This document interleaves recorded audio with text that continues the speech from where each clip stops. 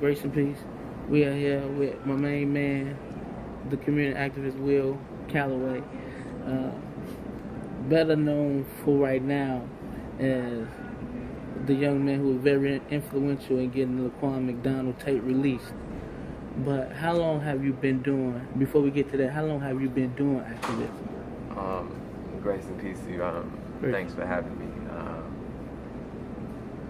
I want to say I've been advocating for about 4.5 years. About close to 4.5 years. It started in the end of 2012 when I met the brother of the late Miss Rakia Boyd, who was shot and killed by an off-duty Chicago police officer in March of 2012.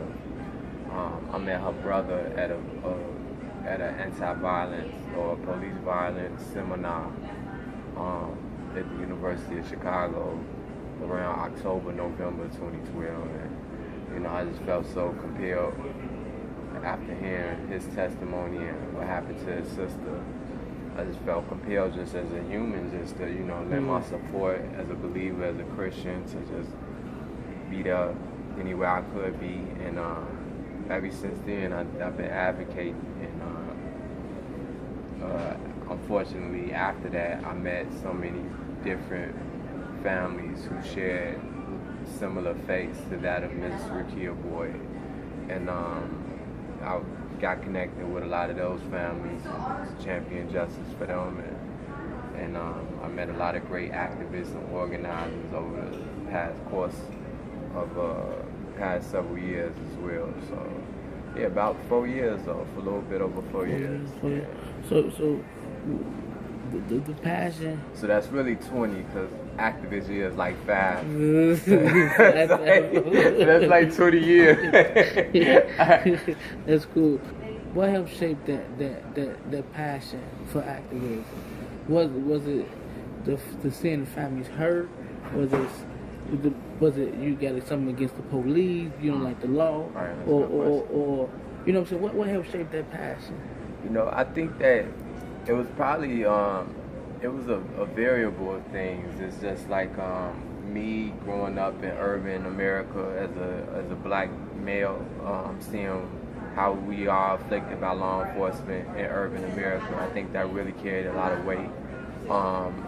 Second, I think was, of course, my convictions and my beliefs in Jesus Christ, and I understand that our activism should reflect that one of Jesus Christ, and it's our duty to get out there and fight and champion for justice, and I'm very convicted about that.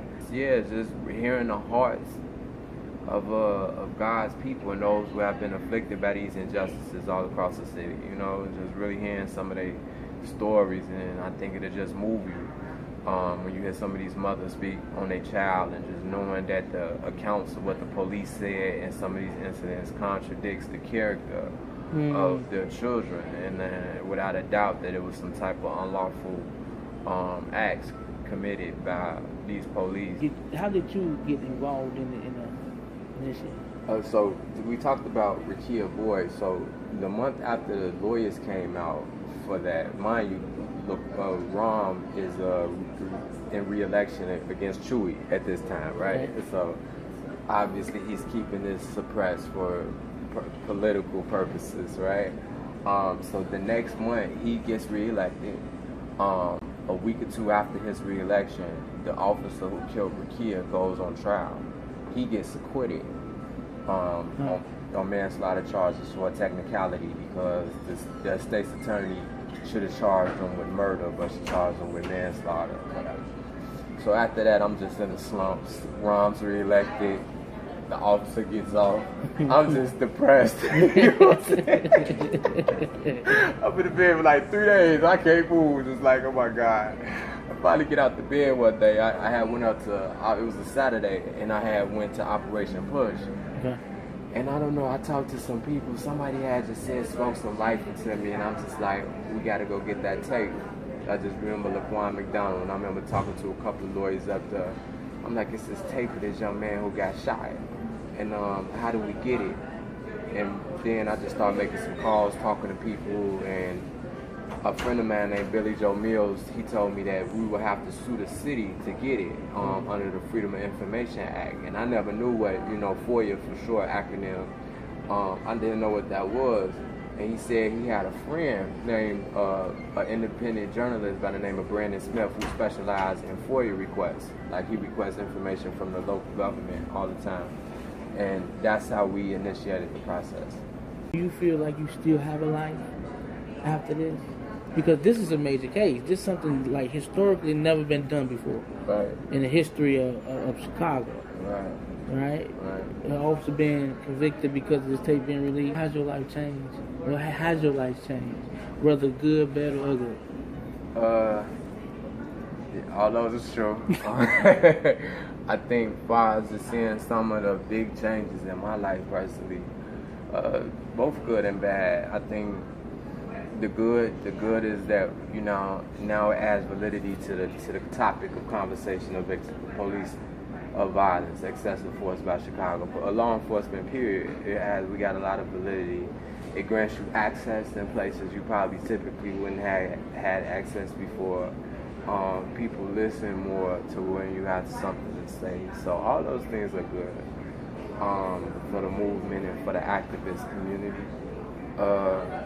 The bad, I think the bad is sometimes you get the exposure that you don't want. You know what I mean? I think that this has created platforms for a lot of people, and I think people that aren't like really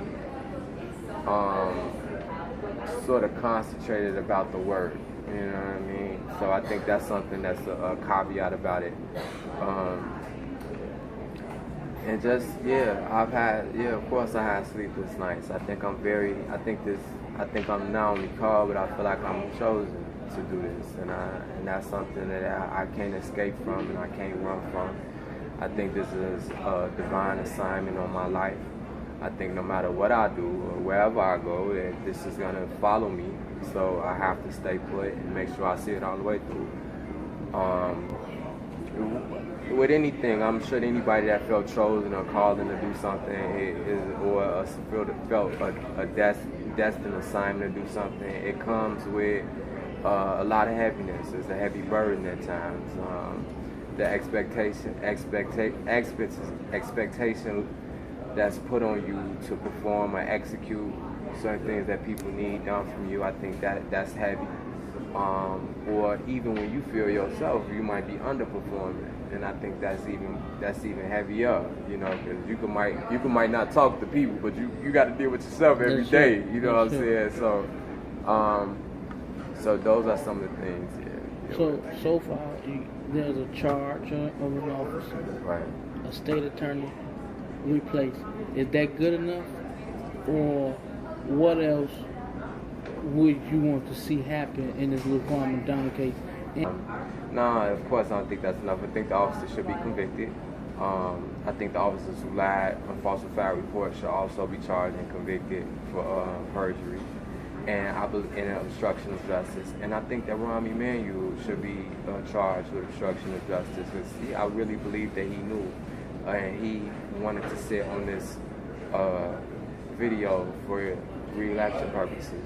Other things that we're working on, like people have to remember, like it was other names that brought me far to this point, and I think Laquan name is very important, and I want justice for him just probably like everybody else in this country, you know what I'm saying, or in the world at this point. But it's other names that really got me to this point. Names like Rakia Boyd, names like Dakota Bright, Darius Pinex, Glenn Farmer, Rashad McIntosh, man, so many, man. Deshaun Pittman, you know what I mean? Like all have been shot by Chicago police officers.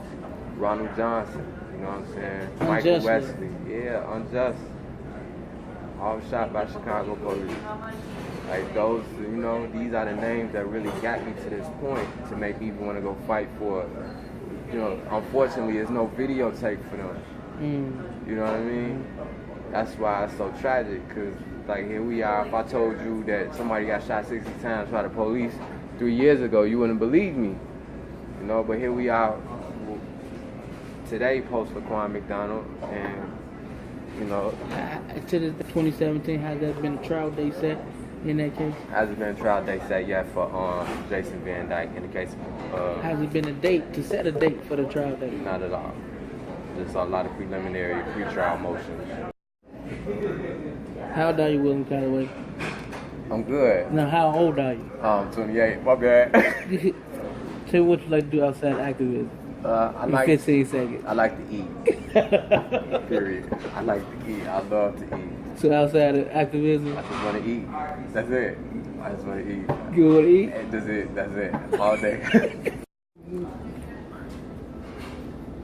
Yo, what's up? This is William Calloway here with the one and only Just the Bless from TBT News. Shout out to them. Carl West, what's up?